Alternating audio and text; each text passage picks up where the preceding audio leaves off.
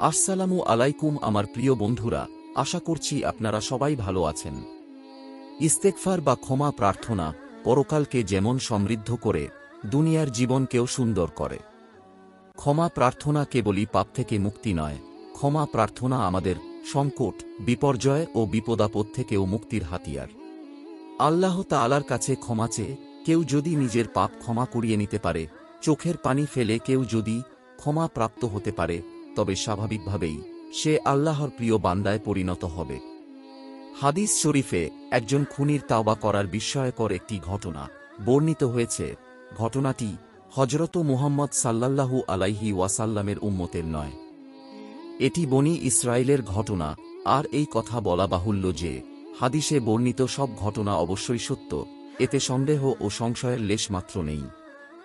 বনী ইসরাইলের একজন ব্যক্তি ৯৯ জন মানুষ হত্যা করে তৎকালীন দুনিয়ার সর্বশ্রেষ্ঠ আলেমের সন্ধান করল। অতঃপর তাকে একজন খ্রিস্টান পাদরীর কথা বলা হল। সে তার কাছে এসে বলল যে সে ৯৯ জন মানুষ হত্যা করেছে। এ অবস্থায় তার জন্য তাওবার কোনো সুযোগ আছে কি? তখন পাদরী বলল, নেই, তাওবার কোনো সুযোগ নেই। ফলে লোকটি পাদরীকেও হত্যা করল। এভাবে তাকে হত্যা করে সে ১০০ সংখ্যা পূর্ণ করল।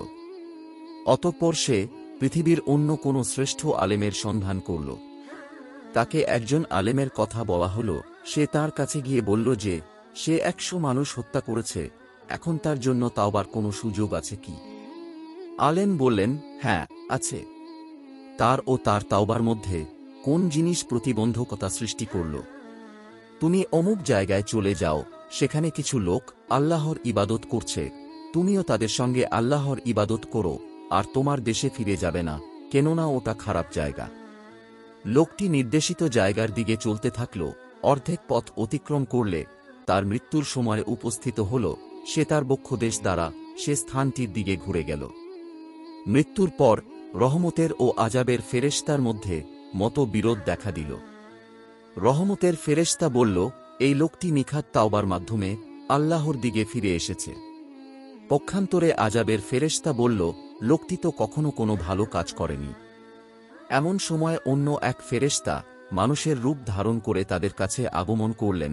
তখন তারা তাকেই এই বিষয়ের সালিস নিযুক্ত করল। তিনি বললেন, তোমরা উভয় দিকের জায়গার দূরত্ব মেপে দেখো, যে দিকটি নিকটবর্তী হবে সেদিকেরই সে অন্তর্ভুক্ত হবে। আল্লাহ তাআলা সামনের ভূমিকে আদেশ করলেন, তুমি মৃত ব্যক্তির নিকটবর্তী হয়ে যাও, এবং পেছনে ফেলে আসা স্থানকে আদেশ দিলেন, তুমি দূরে সরে যাও। অতঃপর জায়গা পরিমাপের পর যেদিকের উদ্দেশ্যে সে যাত্রা করেছিল তারা তাকে সেদিকেরই এক বিঘত পরিমাণ নিকটবর্তী পেল।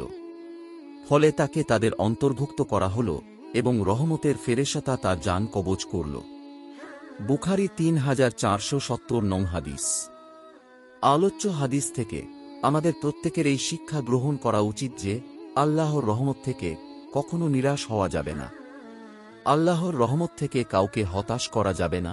পাহাড় সমান পাপ হলেও মহান আল্লাহ চাইলে ক্ষমা করে দিতে পারেন। খাঁটি অন্তরে তাওবা করে আল্লাহর পথে ফিরে এলে যে কারো তাওবা আল্লাহ কবুল করেন। মূর্খ ব্যক্তি কোনো সমস্যায় পড়লে কোরআন সুন্নাহ সম্পর্কে অভিজ্ঞ কোনো আলেমের কাছে জিজ্ঞেস করে তার সমস্যার সমাধান করে নেবেন। কোনো বিষয়ে যথাযথভাবে না জেনে সিদ্ধান্ত দেওয়া যাবে না।